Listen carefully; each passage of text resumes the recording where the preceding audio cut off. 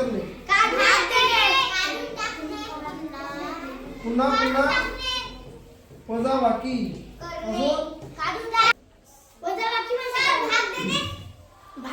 भाग देणे, भाग करणे, भाग देणे किंवा भाग करणे, बरोबर, समान भाग करणे,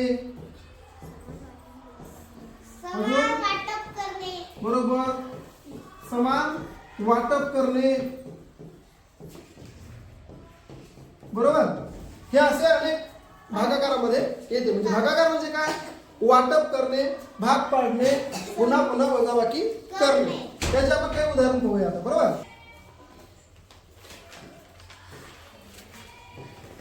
संख्या 6782. याला भागिले आपण 5च करूया. 5 बघा, 6782 भागिले 5.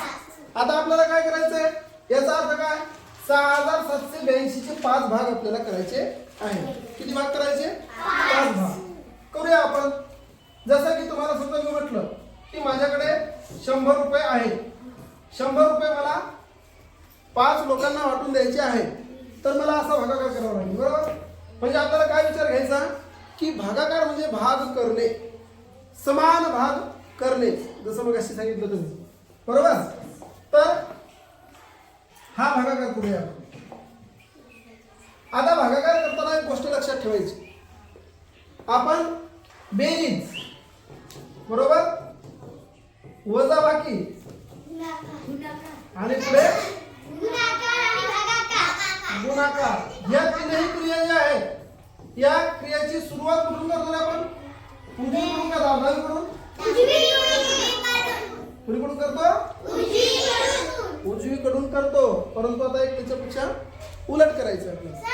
भागाकारामध्ये आपण सुरुवात कुठून करायची? या संख्येच्या डावीकडून. बरोबर. बरोबर. आता काय करायचं? हा 5 आहे. 5पेक्षा जर 6 मोठा असेल तर आपल्याला त्याच संख्येवर क्रिया करायची आहे. परंतु या 5पेक्षा 6 जर छोटा असेल तर आपल्याला पुढची संख्या घ्यायची होती. परंतु या 5पेक्षा 6 कसे आहेत? मोठे आहेत. मग आपल्याला काय करायचं? 5चा पाडा असा म्हणायचा की 6च्या जवळपासचे, कारण 5च्या पाड्यामध्ये 6 तर नाहीत, आहेत का? नाही. मग 5च्या पाड्यामध्ये 6 नाही, तर मग आपल्याला काय करायचं? तर आपल्याला काय करायचं? म्हणा 5चा पाडा. 5 1 5, 5 2 10. बरोबर. 5 1 5, 5 2 10. आता 10 कसे आहे? या 6पेक्षा मोठे आहेत. आपल्याला 6पेक्षा लहान पाहिजे. मग 5चा पाडा किती पर्यंत म्हणावा लागेल? 1 पर्यंत. मग 5 1 5. आता इथे पुन्हा वजाबाकी करावं लागते आपल्याला. कशाची? 6 + 5 काढायचे. 6 - 5 किती राहिले? 1 राहिला. पुढे जाऊया. आता आपल्याला काय करायचंय? 6चं आपण ऑपरेशन करून टाकू. काय केलं? झालं त्याचं काम संपलं. त्याच्यावर आपण क्रिया करून टाकू. आता राहिले किती वर? 7. आता हे 7 काय करायचे आपल्याला? खाली घ्यायचे. खाली घेतले 7. आता आपल्याला 5चा पाडा असा म्हणायचा की 17पेक्षा लहान, 17पेक्षा मोठे नसावे, परंतु ते 5च्या पाडामध्ये ती संख्या असावी. म्हणूया 5चा पाडा. 5 1 5, 5 2 10, 5 3 15, 5 चूक 20. आता समजा 5 2 10, 5 3 15, 5 चूक 20, 5 5 25, 5 7 30, 5 40, 5 9 45, 5 10 बरोबर. आता आपल्याला 17 पाहिजे. पण 5चा पाडा 3 पर्यंतच म्हणावा लागेल आपल्याला. का? कारण 20 काय आहे तर या 17पेक्षा मोठे होते. म्हणून आपण काय करणार? 5 त्रिक, बघा त्रिक म्हणजे 3, 5 त्रिक 15. परत याची वजाबाकी करायची. चला. तर 5चा पाडा आपल्याला 5 त्रिक 15.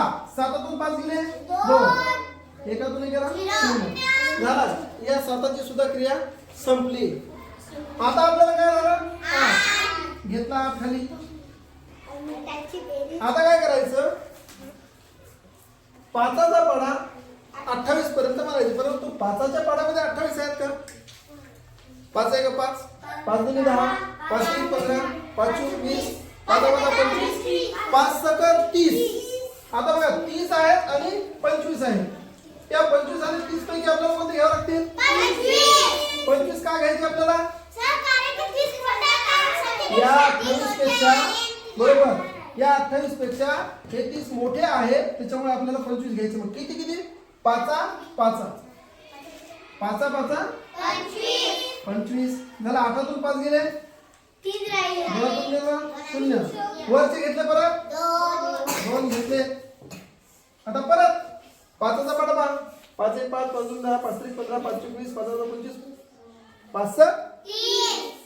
आता 5 7 35 आहे, पण आपल्याला 35 घेता येतील का? कारण 32 पेक्षा मोठे आहे म्हणून बरोबर 32 पेक्षा मोठे म्हणून 5 सक 30 करा वजा बाकी 2 0 बरोबर. आलं लक्षात? आता या प्रत्येक भागाकारामध्ये, या उदाहरणामध्ये, या गणितामध्ये प्रत्येकाला एक विशिष्ट नाव आहे. तुम्हाला माहिती आहे ते नाव? तर आपण या 5ला काय म्हणतो? भाजक.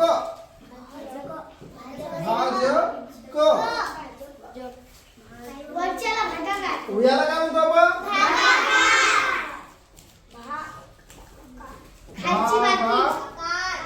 भागाकार. म्हणजे जे उत्तर आहे बरं का या गणिताचं.